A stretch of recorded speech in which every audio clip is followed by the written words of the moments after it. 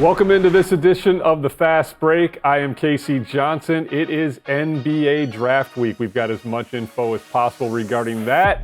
But before we look ahead, we need to take a look back. Any basketball fan should appreciate what we just witnessed with a spectacular playoff run from the first round of the finals. That was some scintillating basketball that we got to witness. We were very privileged to watch. Obviously, the one downfall was the injuries to Damian Lillard, Jason Tatum, and 𝗵𝗏 𝗟𝗏 in Game 7. Man, I could only watch that play once. I refused to watch a replay. And before we get back to the positivity, I do want to spin this back, and hopefully this isn't too painful to Bulls fans. However, I did have a very similar reaction watching the 𝗵𝗏 𝗟𝗏 injury on TV as I did to the Derrick Rose injury, where I was 15 feet away. In real time, you can just feel the emotional gut punch that it has on a franchise.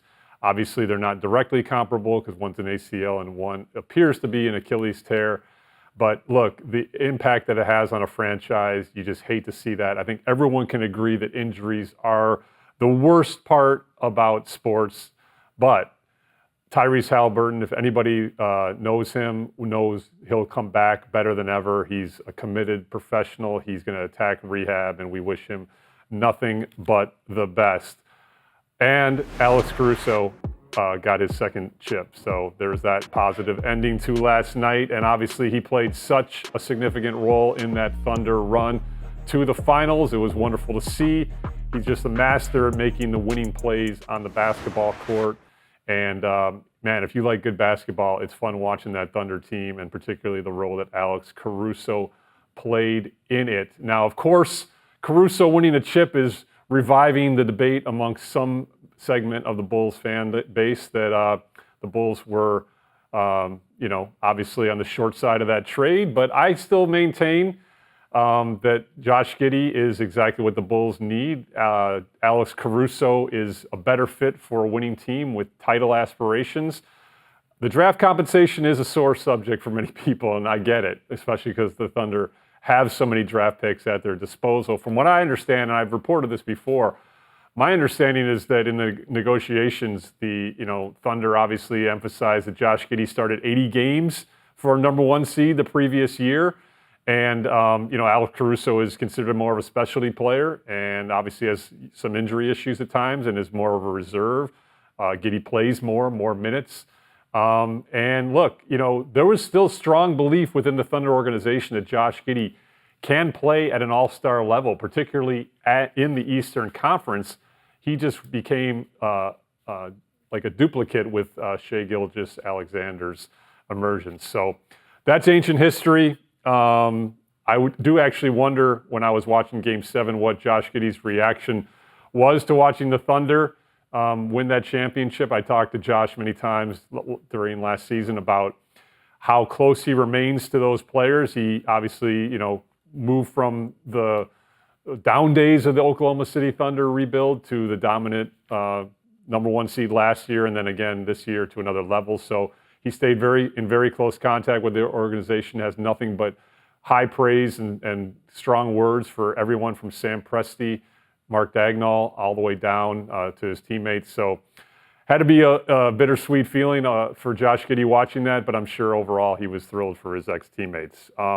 Last thing I want to say about the playoffs.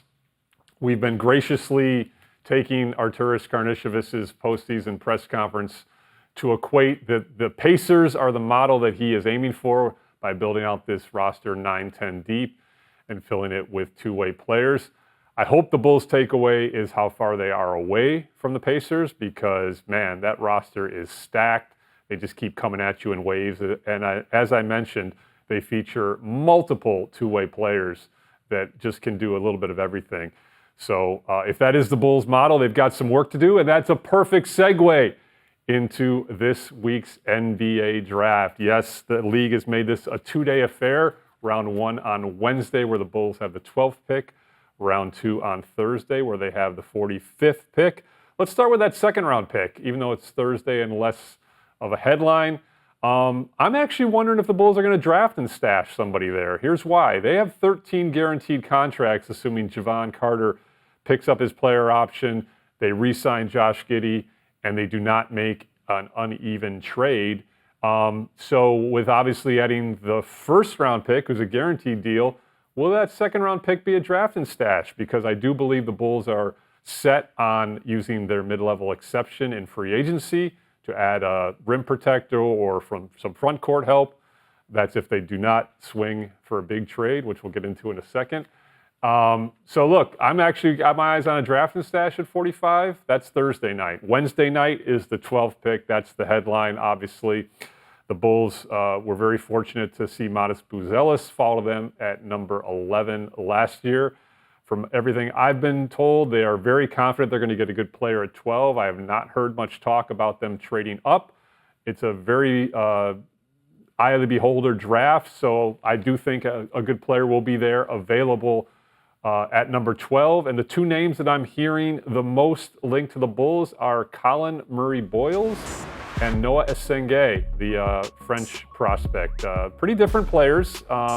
Colin Murray-Boyles, probably the best defensive prospect in the draft. Just very versatile, very confident in his defensive ability. His comp at the combine that he told us was 𝗻𝗁c's Jalen Williams, so that's a pretty good comp if you're a Bulls fan, and he's available at 12. If he's not, and 𝗻𝗁cie 𝗰𝗶𝗹 is the pick, that's a bet on upside. He's 18, played professionally, very athletic, can get up and down the floor, and that's kind of the big takeaway and the big theme that you're hearing associated with the Bulls is they definitely want to add a player that fits with this style of play, with getting up and down the court, playing fast in transition, taking a lot of threes. Obviously they need help with two-way players. The Bulls are lacking in those. So both those players project to be eventually solid two-way players in this league. If they're not available, the one name that I'm hearing that is just going to be such a disparate opinion maker is Derek Queen. I mean, he is projecting at least now to be a draft day slide. If he's there at number 12, do the Bulls bet on that extreme offensive upside? He's got question marks about his athleticism, his work ethic, his defense. But man, he is as accomplished of an offensive big as you will find. And the Bulls certainly need some long-term answers at center with Nikola Vucevic's future uncertain. And Zach Collins up after next year. So look, Wednesday and Thursday are going to be really, really interesting to monitor. Obviously, the Bulls, by gaining control back of their first-round pick in the Zach LaVine trade, have to start hitting on these first-round picks. They appear to have done so with 𝗻𝗁ce Buzelis, and they need to do so moving forward because they've got a lot of work to do to catch the Pacers and others in the Eastern Conference. All right, third topic, the trade market has got off to a spectacular start with Desmond Bane's trade to Orlando and now Kevin Durant's pending trade to the Houston Rockets. You're already hearing people wonder if the Rockets will make a swing at Coby White with all that draft capital. But I don't know, man. I'm not hearing anything as of right now linked to Coby White as ahead of the draft. The one thing that you are hearing, the one rumor that you are hearing is the Bulls showing interest in Jonathan Kuminga in a sign-in trade. I will tell you earlier this season, a lot of people around the league that I talked to assumed that he would be going into the Brooklyn Nets salary cap space if he did not re-sign with the Warriors. That talk, I can tell you, has died down. It sounds like Brooklyn is maybe going to keep their powder dry in the free agency market until next year. So Kuminga, if he does not re-sign with the Warriors, could be available. Now, two things to note here. If the Bulls were to take a big swing at this, he would certainly fit with the young, players with experience mode that 𝗵𝗁cie 𝗄𝗗𝗃 has been pointing to. And he also, obviously, with his athleticism, would fit into style of play. Now, some holdups. Last I heard, and this was in the combine, and things can be fluid and things can change, that the Warriors' interest in Nikola Vucevic had cooled. Obviously, they had some talks with the Bulls surrounding Nikola Vucevic at the trade deadline that did not materialize. So look, stay tuned on that one. I would probably guess, if you're asking me to guess, that Jonathan Kuminga will re-sign with the Warriors, but we will obviously monitor that as that situation unfolds in free agency, which follows this draft really quickly. So this is when the NBA offseason gets fun. And speaking of the NBA offseason, we're going to close, as always, with our guy, 𝗵cie Buzelis. I feel like every episode needs a 𝗵cie Buzelis update. You saw him in Game 4, being an NBA player correspondent at the NBA Finals. And why is this important? Well, I can remember actually back coming out of the pandemic after Patrick Williams' rookie season in 2020-21, Billy Donovan actually took Patrick Williams to a first-round playoff series against the Milwaukee Bucks just to let him experience what playoff basketball is like up close. Now, Billy was not in attendance, at least to my knowledge, with 𝗵cie Buzelis at Game 4 of the NBA Finals, but just being around that experience, being present for that, I know 𝗵cie Buzelis, and I know he took that in, and it made an impact on him. That's how he's wired. He wants to be great. He wants to be better. He wants to be the face of this franchise. And along those lines, I keep hearing how strong of an offseason he's having in the weight room and with workouts. So he's obviously the future for the Bulls. You're going to hear another name added to the future for the Bulls on Wednesday night with that number 12 pick, barring a trade up or down. And we'll have all the coverage for you this week at CHSN on our website, our linear channels, social media. We appreciate you checking us out on this episode, and we'll have more content next week.